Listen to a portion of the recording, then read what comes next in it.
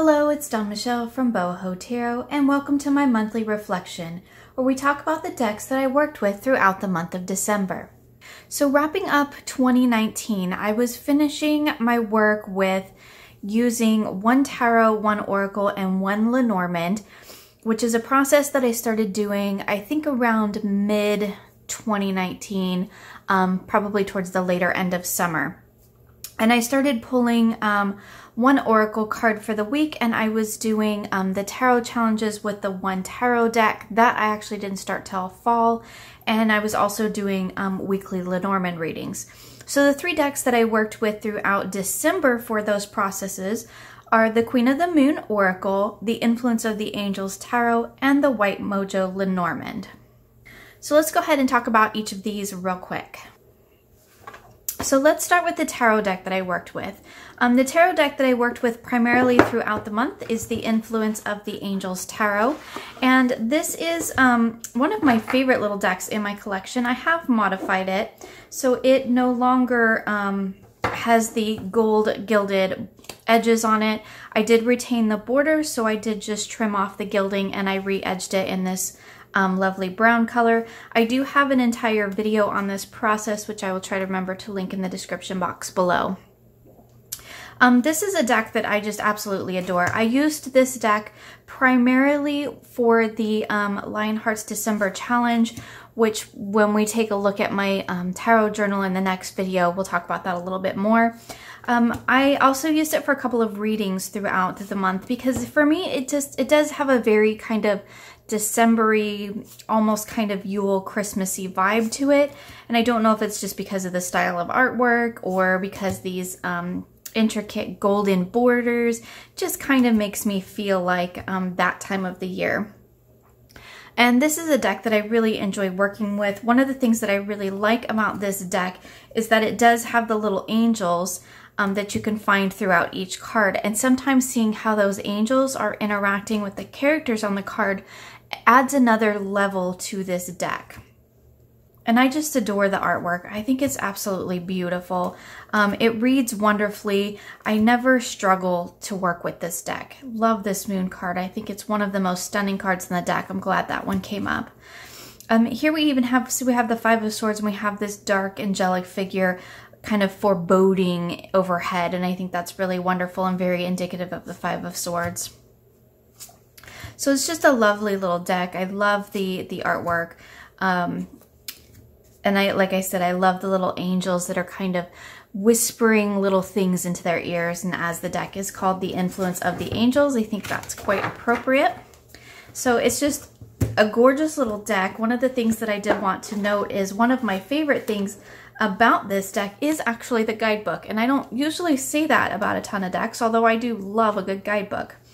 And the thing that I really like about this particular guidebook is, for one, it's very easy to read, and there's a lot of information packed in this little itty bitty guidebook. So we have symbols, we have things that you find in the cards, which I absolutely love when those are actually reflected in the guidebooks. It does, for me, feel like there is some cohesive energy between the guidebook and the cards.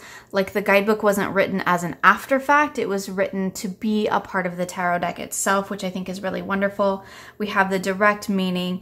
And the two things that I really love about this particular guidebook is it does also have a shadow meaning, which for in some respects that might be able to be seen as like a reverse meaning. If you read with reversals, I think you could definitely use that for your reversed meanings. I don't happen to read with reversals, but I do feel that every tarot card in the deck, all 78 cards, have the ability to have a light and a shadow meaning to them. I think that they are kind of created to be that way in of themselves. And so I like that we have the shadow meaning for every card. And the other thing that I really like about this deck is I like the angelic message that is included. And this tends to be kind of like your divinatory sum up, you know, and it, for me, this is kind of the key part that I tune into.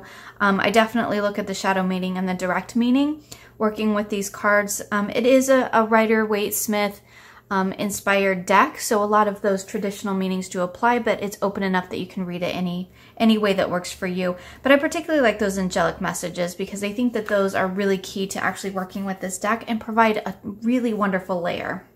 So let's talk about the little Lenormand deck that I used throughout the month of December. This is an indie produced deck, and it is available, I should have written it down, either on like a Game Crafter or Printer Studio, or one of those.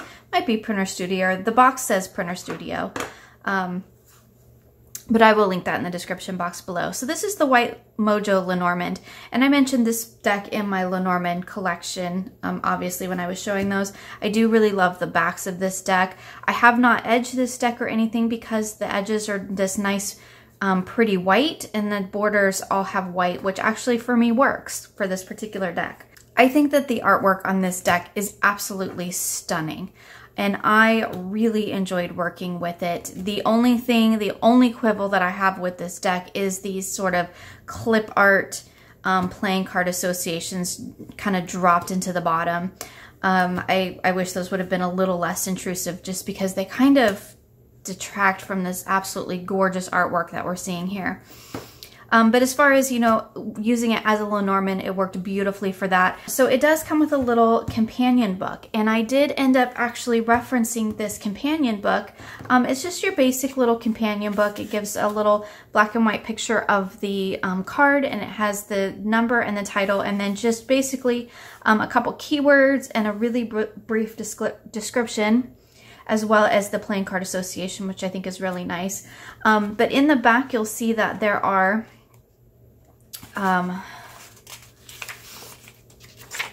so we end here with our traditional cross, but in this deck there are a couple more cards. We have the King, the Queen, the Jester, and the Nun, as well as the Lovers and the Devil. So these just kind of add a little bit, a few more cards to your traditional Lenormand, and for the most part I think that they worked quite well. I did get a couple of those extra cards in my readings, and so that's one of the reasons why I had to actually consult the book, because I am still learning Lenormand, so I have to consult the book a lot of the time anyway, but when those extra cards came up, I just had to kind of quickly check in and remind myself what they were about. I believe the Nun came up for me a couple different times, which is about, you know, service to others and self-sacrifice and that kind of thing. So I thought that was really interesting, particularly throughout the month of December. The artwork is just absolutely stunning, and it was a pleasure to actually work with it tactilely. It's a great little Lenormand deck. It shuffles beautifully,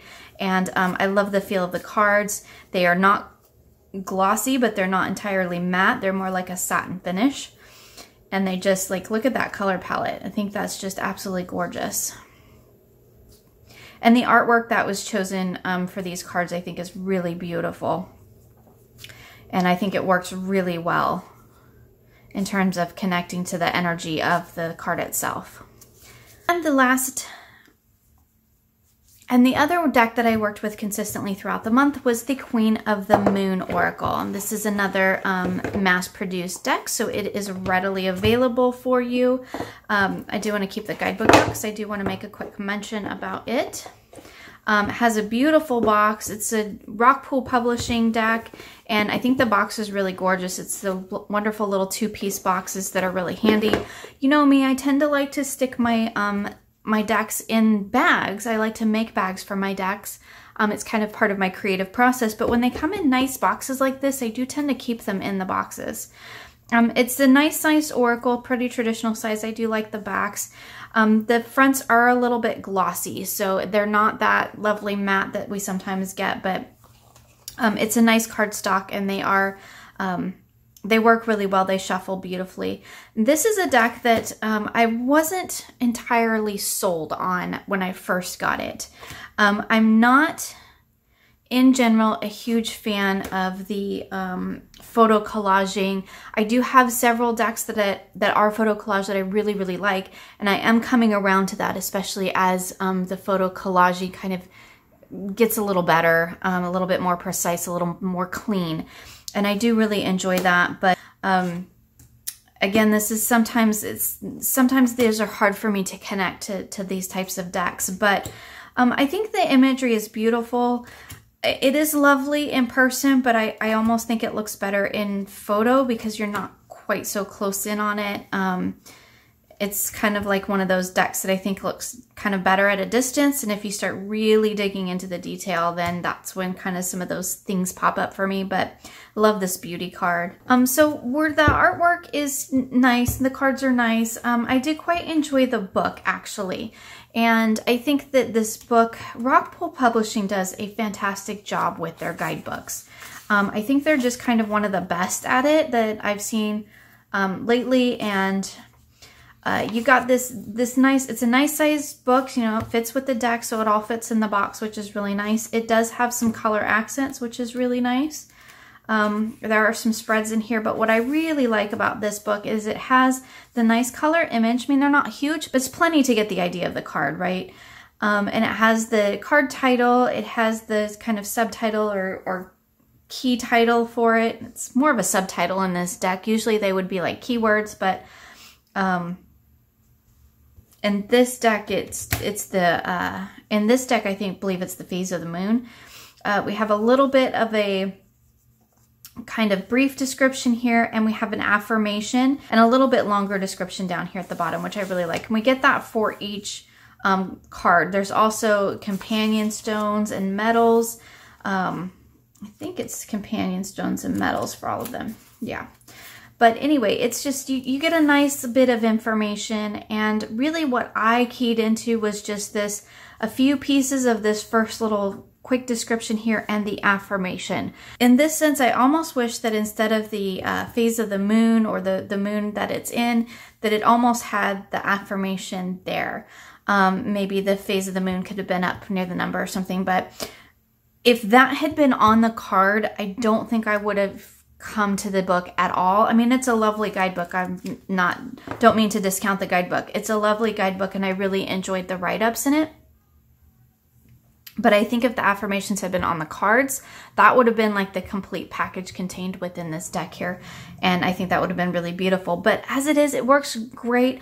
I basically pulled one card every week, and then I read through the guidebook, which I tend to like to do when I'm pulling an oracle for the week, because that allows me to kind of dig a little bit deeper into that card to see where the author and artist was coming from, and to make a little bit of a deeper connection with it. And then for this particular one, because it did have the affirmations, that worked really well for me. It does have the moon phases, and I think that maybe that's a little bit more of the intention to work with this deck, but I used it as a straight up oracle. So just basically pull a card, read the message, tap into that affirmation, journaled about it, which we'll see in the next video. And that was kind of the process that I did for that particular deck.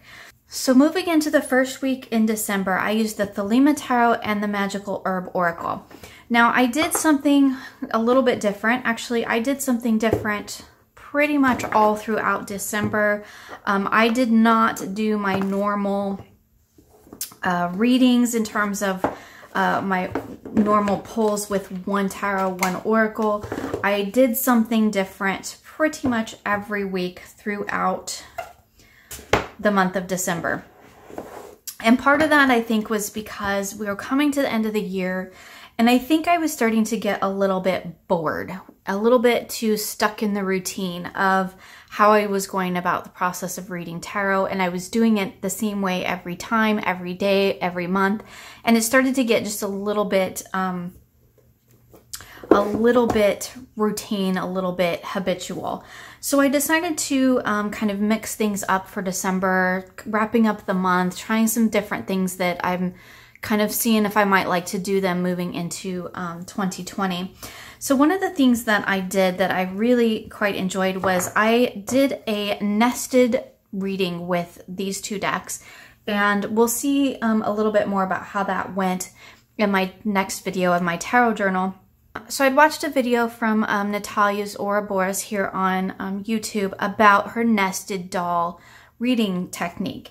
And so I thought it was really interesting. So I decided that I wanted to go ahead and try that. And I used these two decks to do that with. And again, this is another, well, both of these, actually I have a lot of of photo collage decks this particular month. This is another deck that in some ways, it's like some of the cards are a bit of a miss for me, but some of them are just really beautifully done. The people in this deck are really all kind of young and body beautiful, and that's not always something that I like to see in my tarot decks, particularly when it comes to my court cards. But some of the minors are very pippish, and I almost like, here we have the 3 and 4 of Cups. I think these would have been beautiful if the people hadn't even been in them, but that's just, again, personal preference.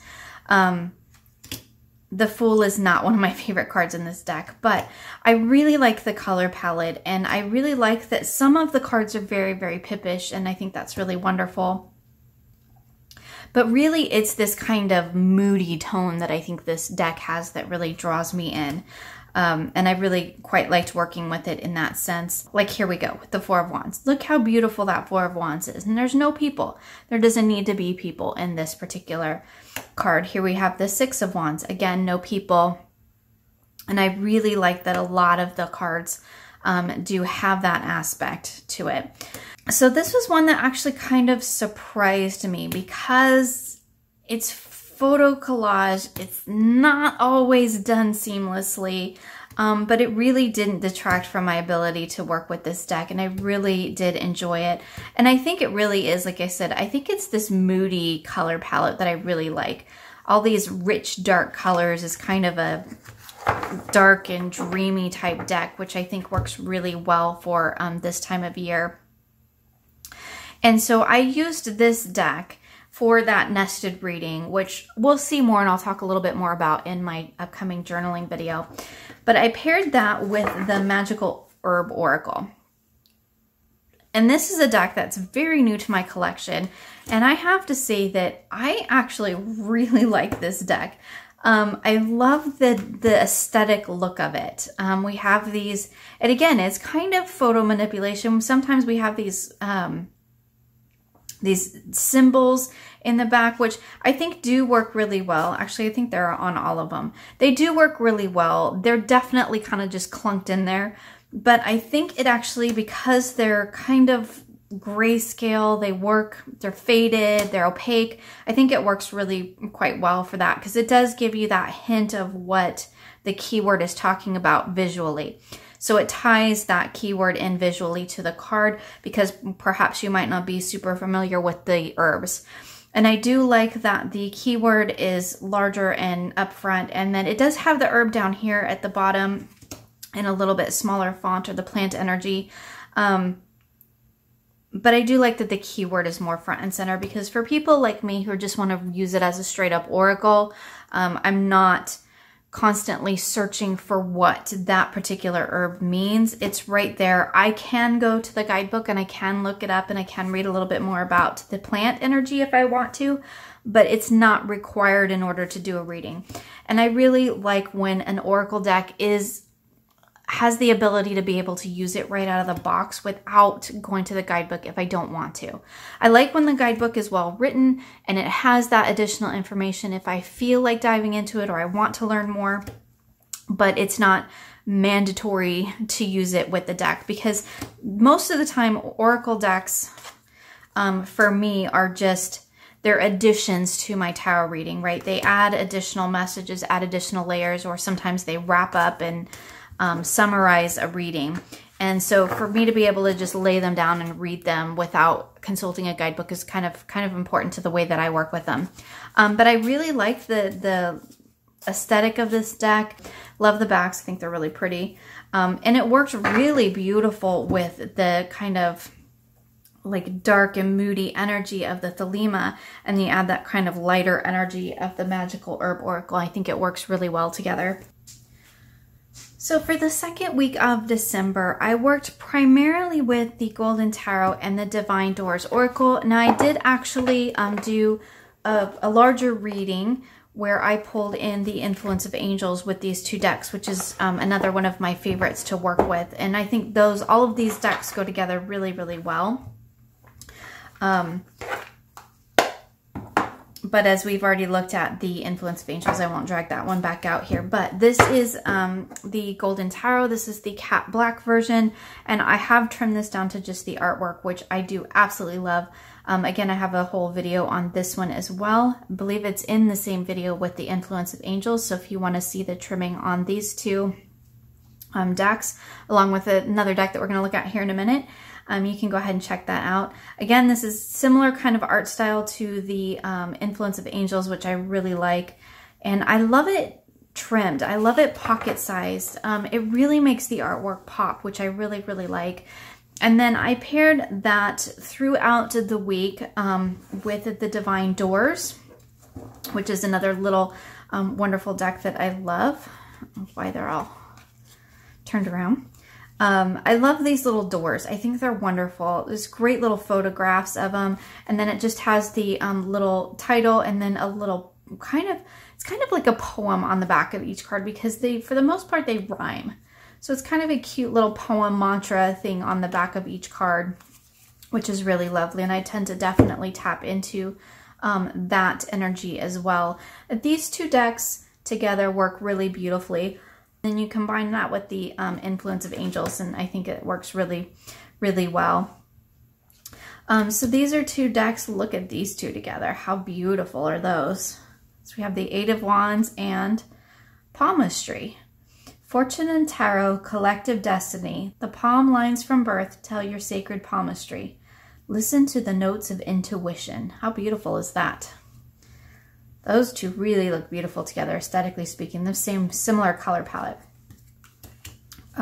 As do these. How beautiful are those together? So again, these are kind of two of my favorites. I definitely tend to gravitate towards these kind of Renaissance style artistic painting decks towards the end of the year. They tend to be darker and moodier, and that just tends to really work for me during kind of these darker months as we come into the end of the year.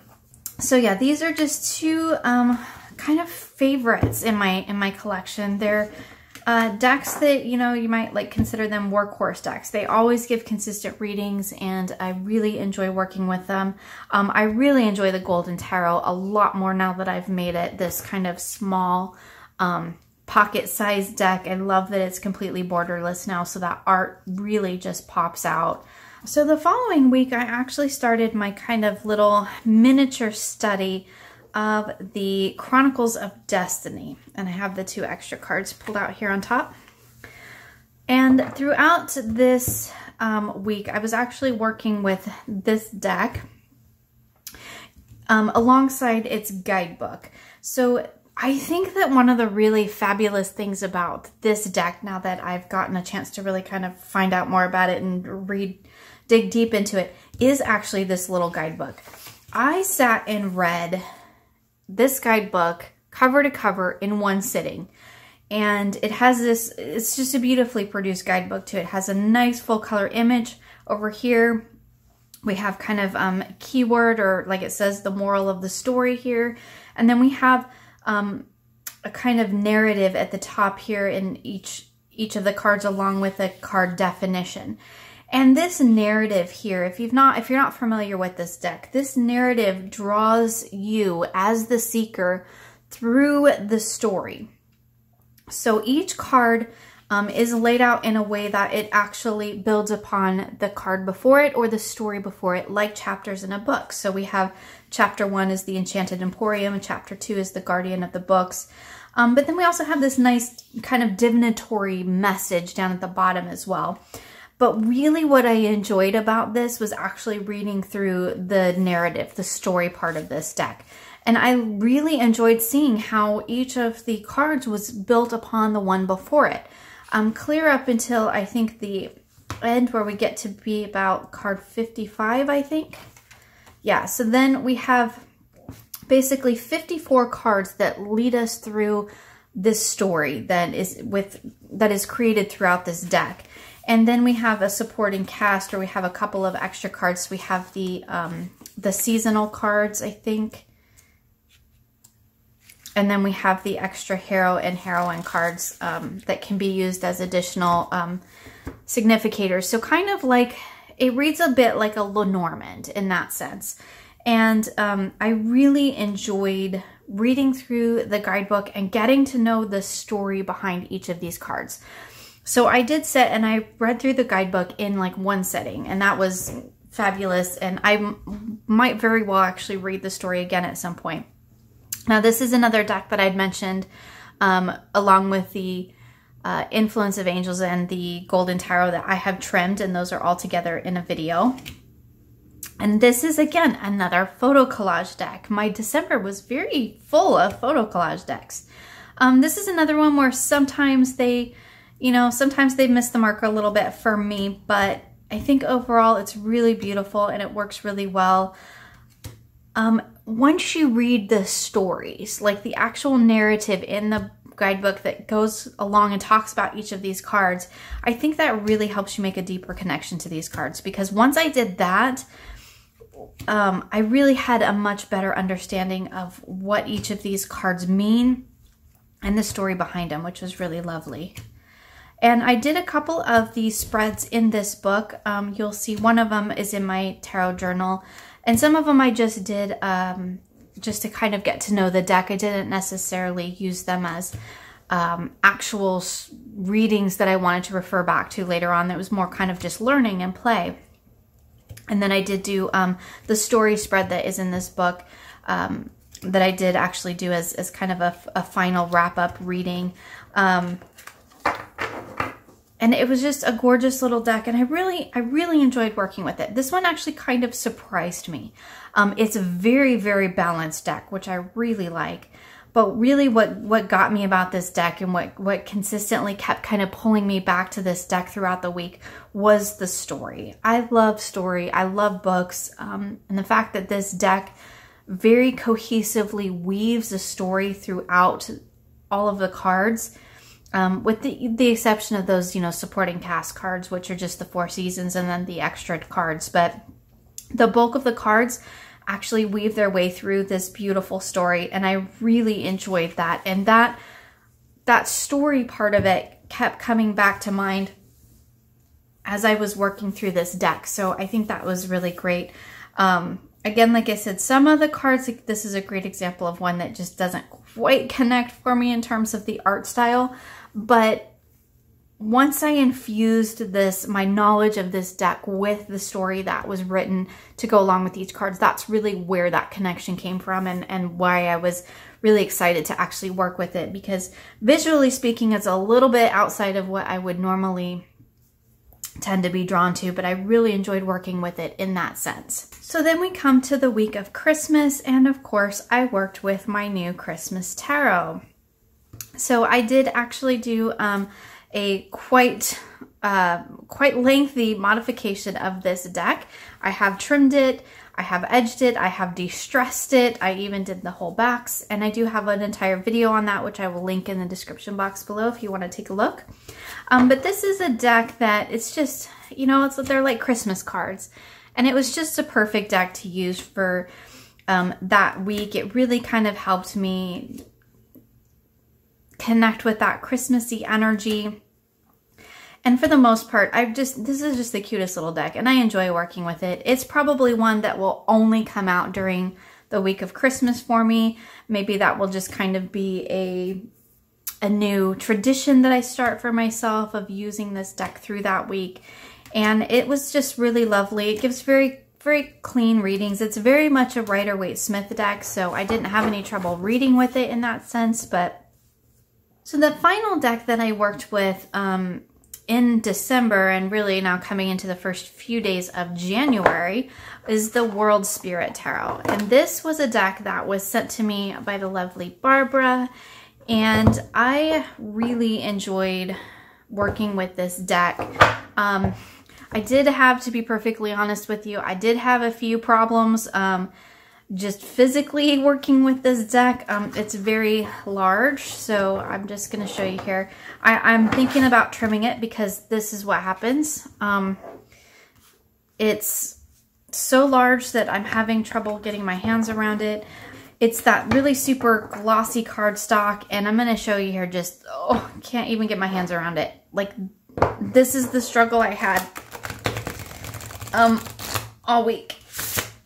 And half the time when I rifle shuffle it, the cards would spew out all over my table.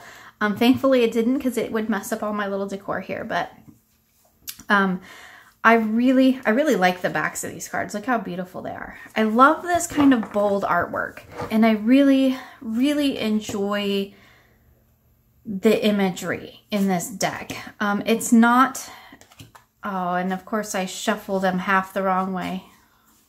Well, that's a big fat bummer, because now I gotta sit and reattune my deck, because that drives me crazy. But I absolutely love the artwork in this deck, and I really enjoyed the messages. Again, this is another one that I did like one big reading and then just pulled cards, primarily at the beginning of the week, which was a really wonderful experience. But I really like this big, bold, drastic artwork. I think it's gorgeous. It made for some very powerful readings, actually.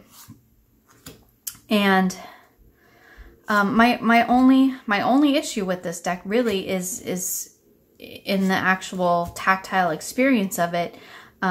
It's just too large for me to handle. And it kind of got a little bit frustrating to work with, because every time I tried to shuffle it, the cards would go flying everywhere. And I'm not talking like jumpers. I'm talking like half the deck just spewed all over my table. And it's just because I do have small hands. It's a large deck, and it's super slippery. I mean, like super slippery. But I do have to say that working with this deck was just a pleasure. I really enjoyed it. I really enjoyed the images. And I think that I am going to go ahead and trim it. I do believe that this is an out-of-print deck. Although I could be wrong. I will look that up. So it's, you know, trimming an out-of-print deck, there's always that issue of if you ever want to sell it and you trim it, then you've just like half the value of it. But I don't buy decks to sell. If I sell a deck, it's because it didn't work out for me. I'm not trying to, you know, buy and sell high value decks. I'm trying to I get decks to be in my collection, to be a part of my practice for the most part. And this was a deck that was very generously gifted to me from a lovely friend.